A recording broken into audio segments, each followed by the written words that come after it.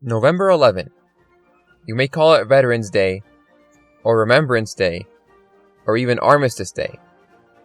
But the sentiment is the same.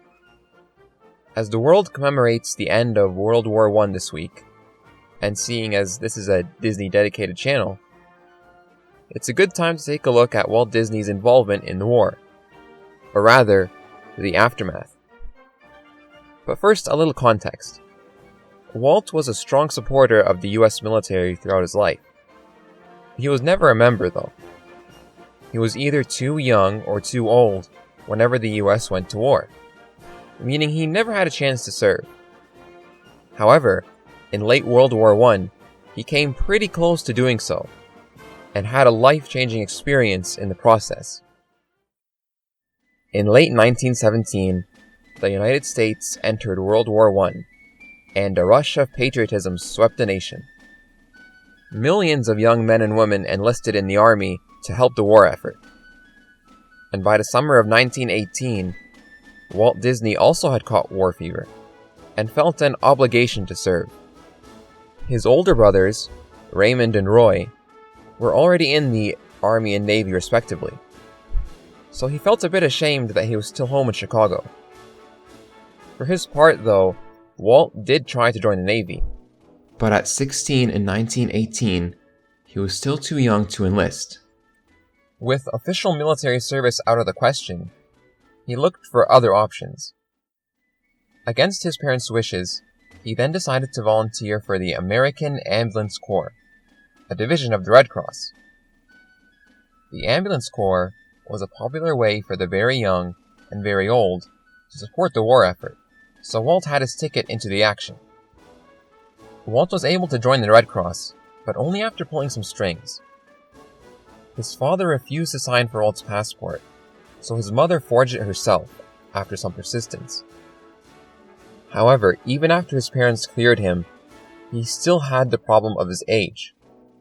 Even the Red Cross blocked 16-year-olds, so Walt forged his birth year to 1900, a year older, on his application form, and finally enlisted on September 16, 1918.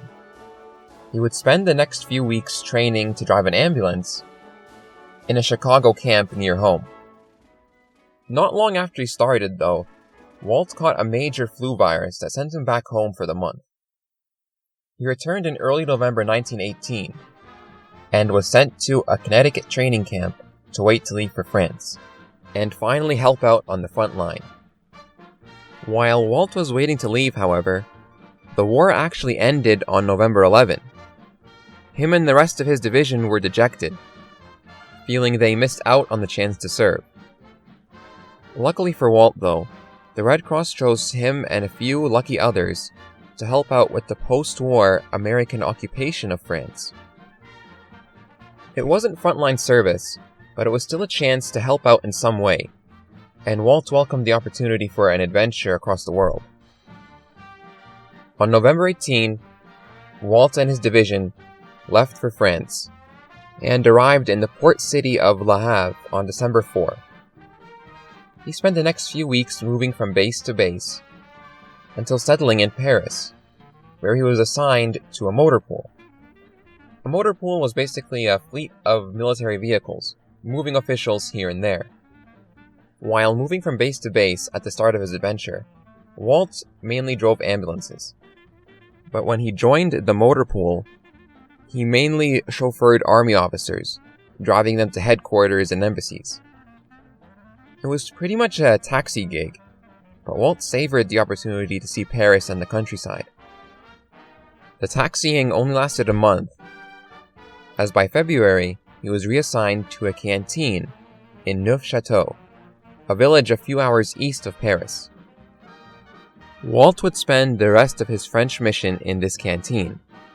He mostly ran errands, transporting canteen workers or delivering supplies, sometimes driving to nearby farms for food. He drove enough that he became known as an expert guide, driving important people across France and Germany throughout that spring and summer of 1919. When he wasn't working, Walt spent his days cartooning, drawing self-portraits, impressions of soldiers and prisoners, canteen posters, even the side of his ambulance. The positive reaction from his colleagues only encouraged him, so he sent comics and cartoons to magazines like Life, but was sadly rejected each time.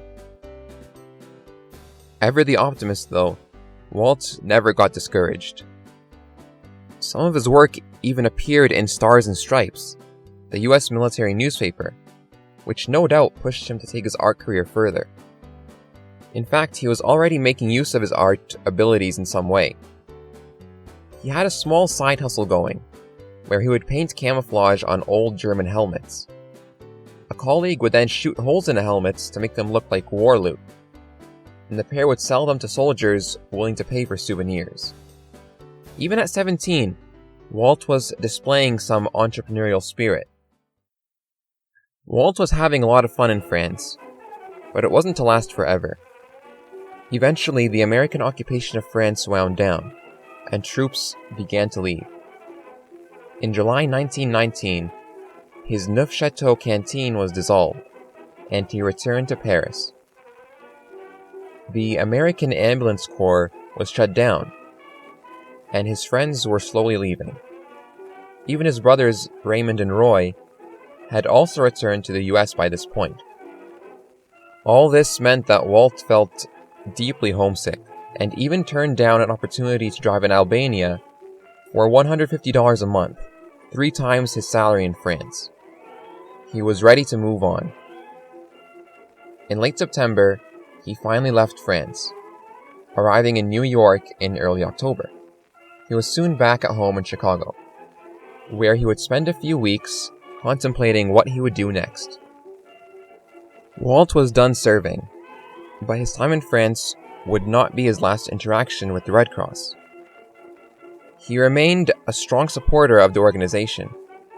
To this day, the Walt Disney Company donates millions of dollars to the Red Cross, an everlasting relationship going back more than 100 years. The year Walt spent in France was, according to him, worth a lifetime of experience. He grew stronger and more self-reliant. He had a renewed respect for the army, and when World War II broke out years later, his studio did everything it could to help the war effort, producing training films and insignias for military units, among other things. Most importantly, though, the long year had disciplined him, and he had a new focus on succeeding as an artist. A few weeks after arriving in Chicago, he left to Kansas City to start his illustrious career. But that's a story for another video. Well, that brings us to the end of Walt's story in France. It's a pivotal chapter in his life, and one that had a big influence on the trajectory of his career. On a personal note, knowing about Walt's Red Cross episode from a young age gave me a deep respect for veterans of the First World War, from both standard military and the Red Cross volunteers. Like Walt after he left his service, I hope we never lose sight of the effort that these organizations made to end that war all those years ago. I'm planning for this to be the first in a series of videos about Walt Disney's life and stories. So if you liked what you saw, consider giving it a like and subscribe for more. Be sure and have yourself a great day, and I'll see you later.